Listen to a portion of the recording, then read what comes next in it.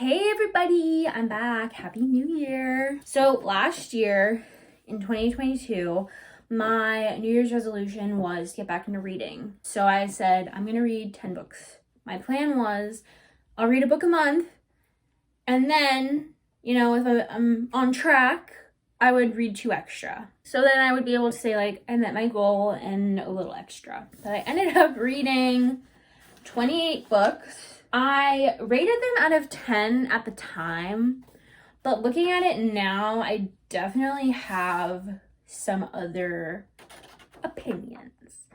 So I thought it would be fun if we went through them. I will give you my thoughts, my feelings, my opinions. Also, if you have read any of these and you loved them and I didn't, that's okay. We're allowed to have different opinions about things, especially with something subjective like a book. So that being said, let's get into it. In honor of this video, I'm wearing some, you can't read it. Oh, that's so sad. They're my Beetlejuice earrings. The handbook for the recently deceased that the couple gets in Beetlejuice. I thought that was apt considering the theme of today's video.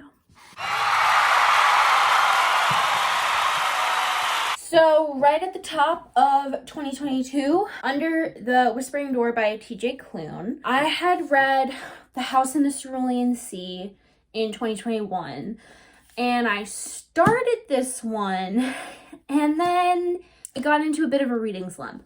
So technically I read it in 2022 and I finished it in 2022. But I started with kind of cheating a little bit. I don't know much about TJ Klune. I know he's a queer author and tries to incorporate queer identities into all of his work. But this one I really liked it. Death and dying really freaks me out.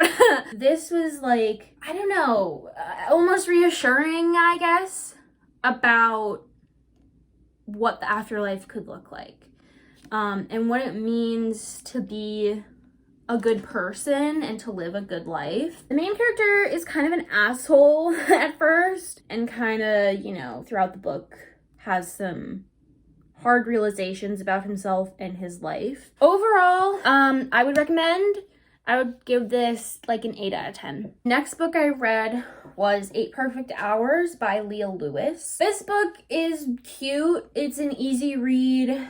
Really good if you're trying to get back into reading and want something kind of quick, light.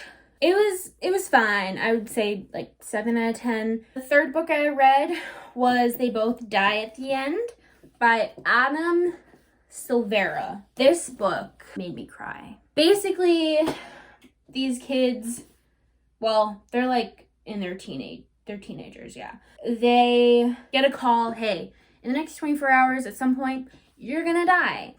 And it's how do you spend not even your last day, because you don't know. You could get the call and die 5 minutes later. So it's when you have limited time, what do you do? One of the main characters has always been very afraid of death and dying, which same, really resonated with that. But it was really good. I would really recommend this one, 10 out of 10. Up next, we have Far From the Tree by Robin Benway. This is about a girl who was adopted. She knows she's adopted, but she gets pregnant. And she is, I believe, 16. She's in high school, and she decides to give up her kid. And doing so kind of makes her have to deal with all of these thoughts and feelings about being adopted that she's never really been forced to think about before. And in the process, she finds out she actually has a sister and I think a half brother. I don't know. It was definitely not the best book I've read, but it was a solid read. I got through it pretty quickly, which again, at the beginning of 2022. Like, I kind of needed that to, like, get me back in to the reading groove. I don't know. It's a sweet story. Like, it definitely does have intense moments, you know, sad, heartfelt moments. But I don't know. Overall, I thought it was really solid. And I would say, like, 8 out of 10. Now, this next book. We have a complicated relationship. It's very complex. The next book is Florence Adler Swims Forever. I don't know if it was just the style of writing. It did take me a while to kind of get through. Like, it was a very slow read. Overall, like, I really did like it, and I really loved the ending. Florence Adler, talented swimmer. She's decided she's going to swim the English Channel. And unfortunately, right at the beginning of the summer, she dies. In a swimming accident. It's like unclear what actually happened when she was out in the water. But her older sister is pregnant for the second time, but her first baby, I think, only lived like a few months. And now she's pregnant again. And because there were complications during her first pregnancy, everyone is super worried, like, well, if we stress her out and tell her Florence is dead, what's going to happen to the baby? So the older sister, Fanny, is the whole summer on, like, bed rest in a hospital. The whole summer, the family is like, how do we keep this secret? Even though it was slow to get through, I really wanted to know, like, what's going to happen? How is this going to end? So I think this one is, like, definitely worth giving it a try. I would say, like, 8 out of 10. Points deducted simply just because it was kind of slow going, but overall, really solid book. Tell Me 3 Things by Julie Baxbaum, I think is how you say it. It was very, like, middle school romance kind of vibes. To be fair, I don't think I was the intended audience. It was cute. It was a quick read. Up next, we have The Girls I've Been by Tessa Sharp. I'll read the front. It says 3 teens, 2 bank robbers, 1 way out. Basically, this girl has been raised by a con artist. So all throughout her childhood, her mother would make her, you know, as they moved around place to place, she became a different girl, like a new identity every time. And the book kind of chronicles what that was like for her, while at the same time, the main action of the book is that her and her 2 friends are, like, trapped in a bank during a bank heist. A good read. There's a little bit of mystery. There's lots of action. I felt like the pacing was pretty good. And yeah, I would say 8 out of 10. This Is Not the Just Show by Anne Carey. I would give this, again, 6 out of 10. It's very Truman Show for high school girls. I liked the concept, but there were some parts of it that felt very rushed and a little underdeveloped. Coming in hot at number 9, we have Beach Read by Emily Henry. Guys, oh my god, this book is so good. I remember seeing a few years ago, like, everyone and their mom was reading this book. Emily Henry, I don't know what you're doing, but you're doing it. You're doing it, girl. The quick and short is this is about 2 authors who are both on vacation, kind of not really, and they're neighbors, and they're both in, like, a real slump with their writing. They're having major writer's block, so they decide, let's do a little competition. Let's switch genres. She always writes romance and he always writes, like, historical fiction. So they're like, let's switch. Like, let's see who can write the better book. You know, they become closer. Their relationship becomes complicated. This was the first time I read a book where the sex scenes felt, like, hot. Be prepared. If you're reading this in public, you might start blushing a little bit. This is so good. Probably the best book I read this year. 11 out of 10. so freaking good. This is I Love Me More by Jennifer Lee Corin. She's a therapist, and it says right on the front, a book on life post-college, self-acceptance, imperfect permanence, and the traditional 2030s. So it's I Love Me More lessons from a 20-something therapist. There are so many transitions in college and post-college that people often don't give enough attention to. And there's always this kind of expectation. I know I really felt this way, like the months leading up to graduation, like, holy shit, I do not have a plan. And people around me do. I still don't know what I want to do. That's fine. That's okay. And something she really highlights in this book is kind of her own experience with, well, I'm feeling indecisive and I don't know what I want to do. And this is very stressful. And making decisions can be hard sometimes. And you don't want to disappoint people, but you also want to try something new. And my old therapist that I used to see in college recommended this book to me. I think it was at the end of like every chapter, there would be kind of like a check-in about, you know, there would be questions that related to the chapter and just trying to help you think about like what you want to do and maybe what some goals are. So I liked it. It was really long. Sometimes it could be kind of slow reading through it. I feel like self-help books, sometimes that just happens anyway because you're like reflecting while you're reading. Whereas with other books, you're probably more focused on just like reading the story. But with this, it's like, you know, you're trying to be mindful of how can you apply this concept to your life? How can you, you know, think about how to make this decision or whatever. So I'd give this a 9 out of 10. If you've ever heard of the Raven Boys series and feel personally victimized, raise your hand. This was the third book in the series, Blue Lily, Lily Blue. I think there's in total 5. I have not read the 5th one yet. I don't know that I can bring myself to do it, if I'm being honest. Their writing is not great.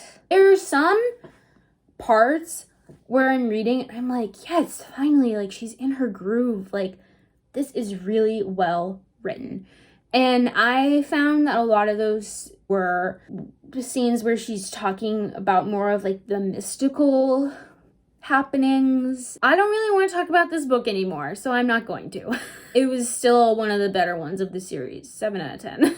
At number 12, we have The Final Girl Support Group by Grady Hendrix. I really enjoyed. I love horror movies, and this is like a thriller, I guess, more than like a horror movie, but it's based on the idea that there are all of these final girls.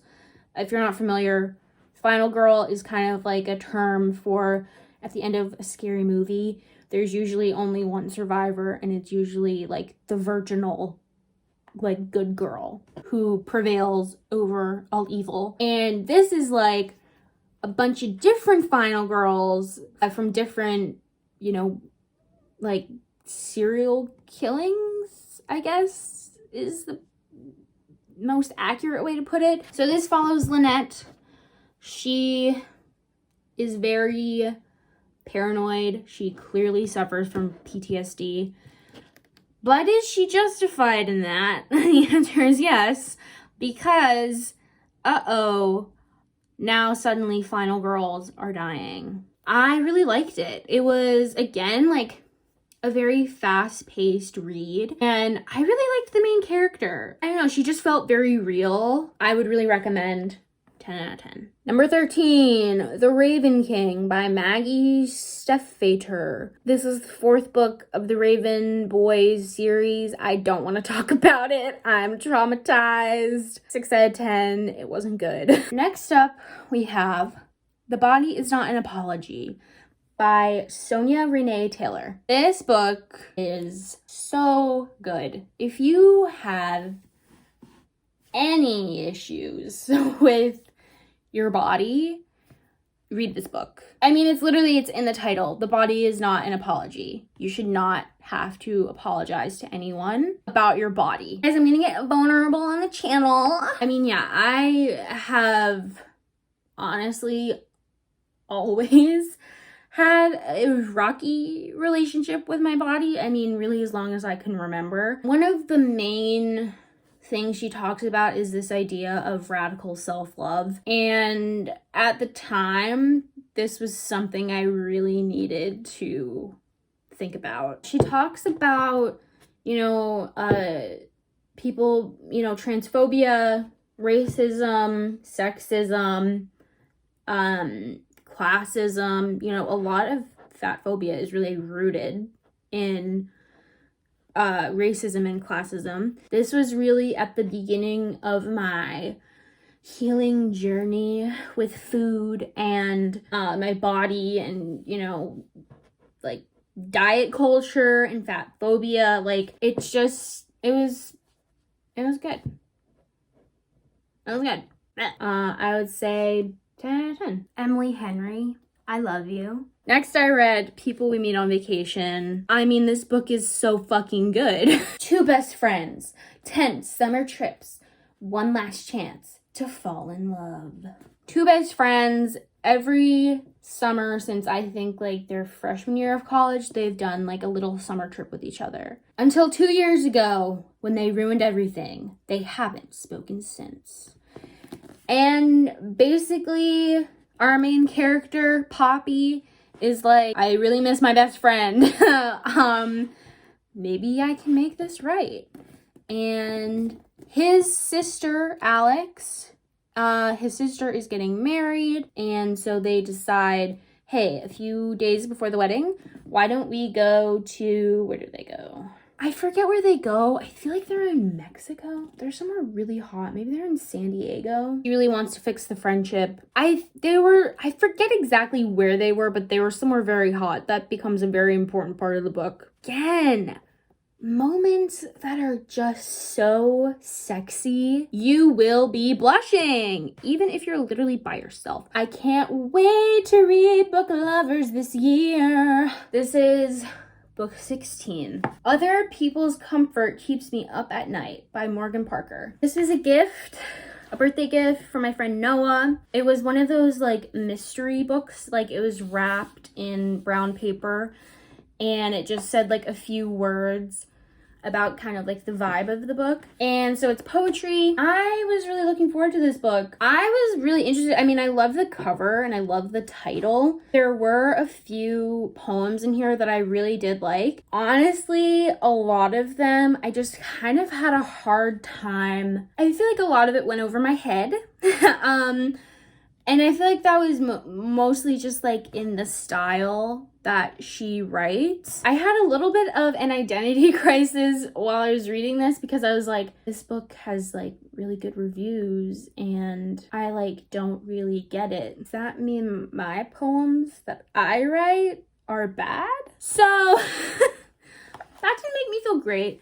Again, there were a few poems in here that I did really like. A lot of them I would read like 2 or 3 times and I was like, I just don't like get it. I don't get what's happening. But I'm glad I tried it. I'm always open to reading new poetry. Overall, 6 out of 10. Up next, we have Piranesi by Susanna Clark. This book was so good. I think I read this in like 24 hours.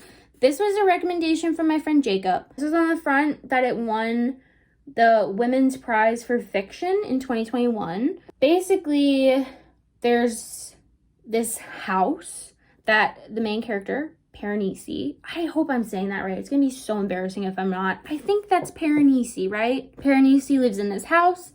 He considers himself a scientist. He is basically creating records of everything in this very mystical house that seems to go on forever. There's tons of statues, but parts of it are kind of like falling apart.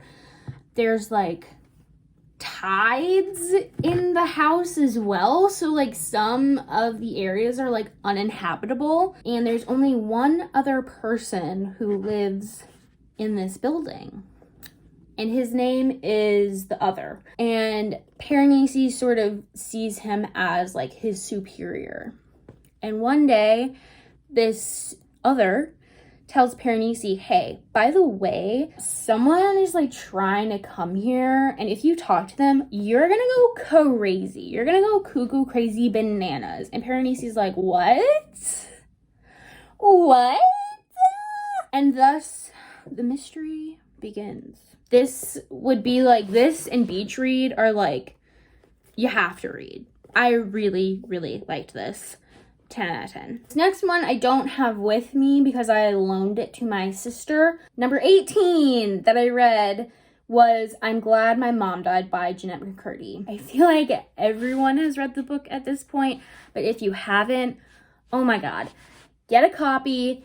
It is worth it. It, like, the name alone, I was like, I need to read this. I need to know what's going on. Jeanette McCurdy a few years ago had written this piece about her relationship with her mom and how that impacted her eating disorder. The book goes into so much more detail about Jeanette's life from childhood to present day.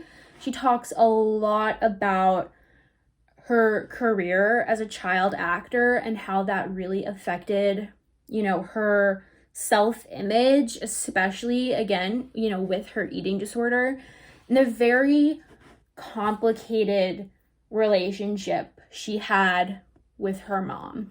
I think people who have complicated relationships with their parents will appreciate this book, but I think anyone reading it can appreciate the struggle that she, you know, really goes into detail about, but then also the humor that she uses, not even to cope with it, but just kind of like the saying of you have to be able to laugh at yourself, because she's not doing it in a self-deprecating way at all, but she's just kind of like, this was the situation, and yeah, it was terrible, but in hindsight, it was also like kind of funny sometimes. And, you know, there are some really intense, sometimes even a little disturbing moments, but that is also a must read. I feel like everyone has already read it at this point, but oh my god, 10 out of 10, so good. Okay, up next we have Heartstopper. I didn't read them all back to back, but I figured I would just talk about them kind of all in one. They're graphic novels, they're a quick read, but oh my god, they're so cute. And I know that there's the show. I tried to watch it, but I don't know. The book is better, guys. The book is better.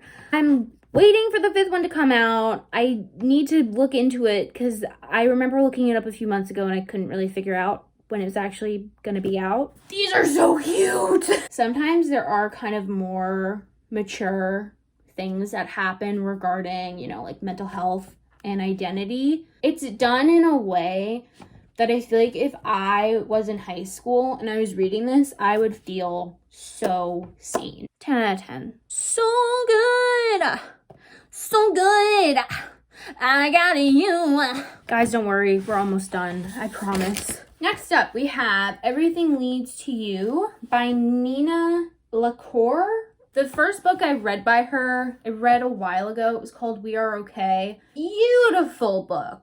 It felt like poetry while I was reading it. Like, I really, really liked that book. And I gotta say, I was kind of disappointed when I read this one. It's not that it was bad, but I had like really high expectations for it, and it just didn't really do it for me. Like, it was just okay. I don't care enough to like really get into it. It was cute. It was an easy read, but I don't know.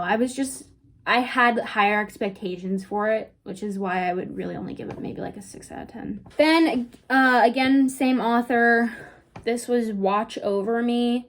In this place of secrets, can I escape my own? And I was hoping that this would like redeem the last book, And it like didn't really, it definitely had more of that sort of like poetry kind of feel to the writing, but it felt like some of the ideas were just a little like underdeveloped. It was fine. This video has been so long and I don't have the energy to really talk about this one. It was kind of weird, but like not in a bad way. It was like fine. 7 out of 10. Okay, next I read You Have the Right to Remain Fat by Virgie Tovar. My dietitian recommended I read this book. If you have ever lived in a bigger body than society deems good, listen to the podcast episode, read this book. You Have the Right to Remain Fat.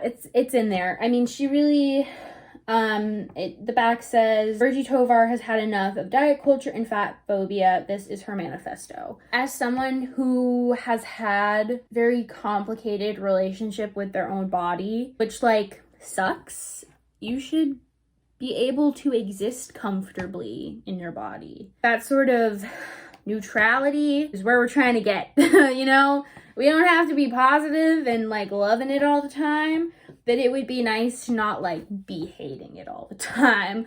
So kind of that, you know, happy medium of, you know, there are some moments where I don't love my body, but that's okay because body image is constantly in flux. So anyway, this is really about body image. Even if you are existing in a body that is not big, I feel like you should educate yourself and you should read this book. If you know someone who has body image trouble and you are like, damn, that sucks for them, but I just have a hard time relating to it, read this book. Might give you some new perspective.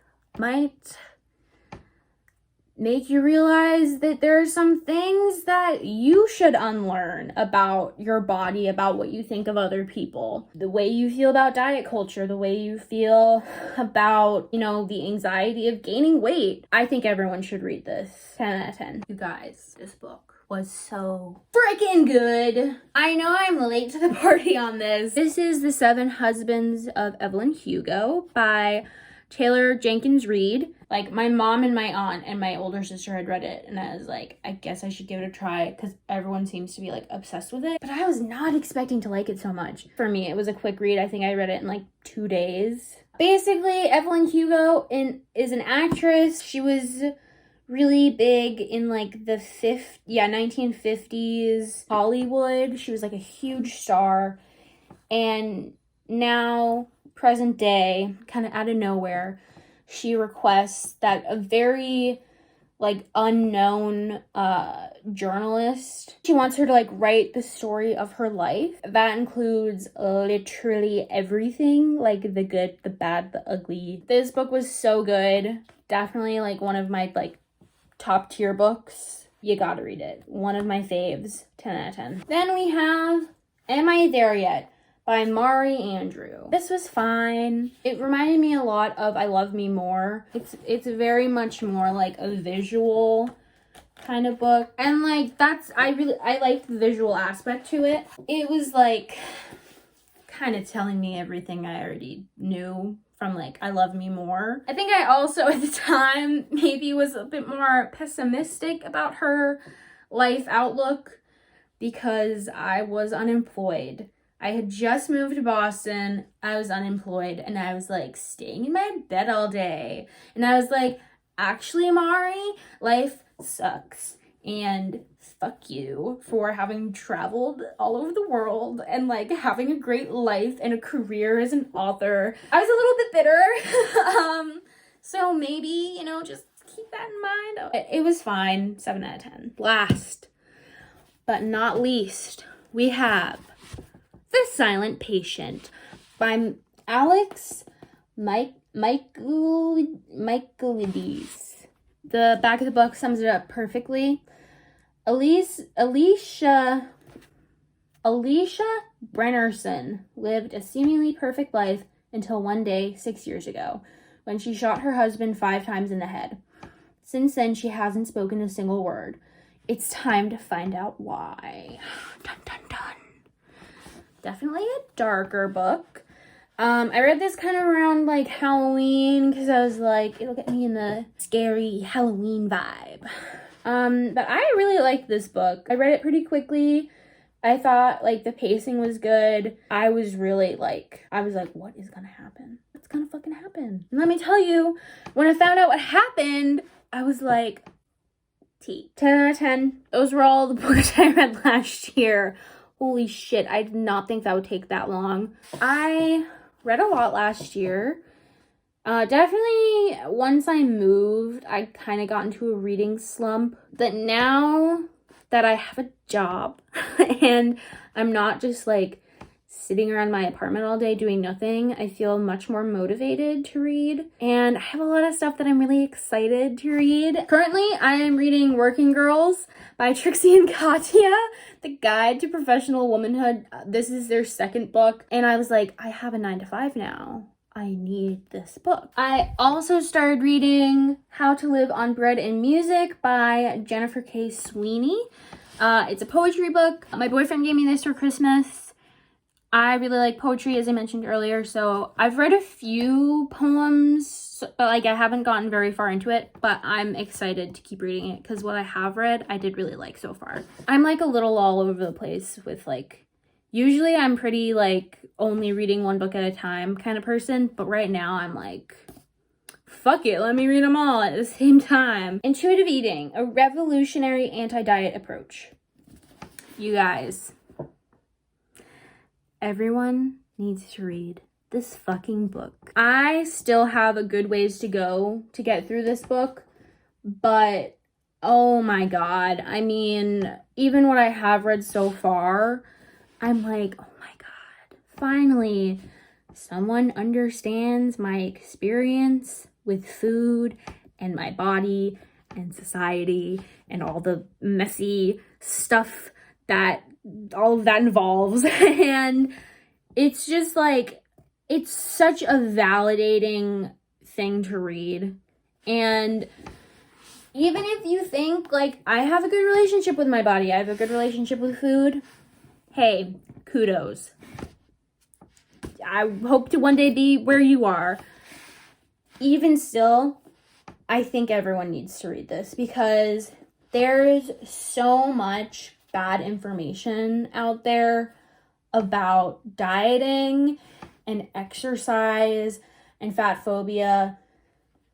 Oh my god, like this is like the hill I'm going to die on. Like, intuitive eating is the way to go. I feel like I should maybe do a whole like separate video on this once I finish the book. Diets are not good for you, like at all. You will always regain the weight, and when you do, you're probably gonna gain more than you weighed before, and that's going to drive you to diet again, and the cycle will just continue forever until you die.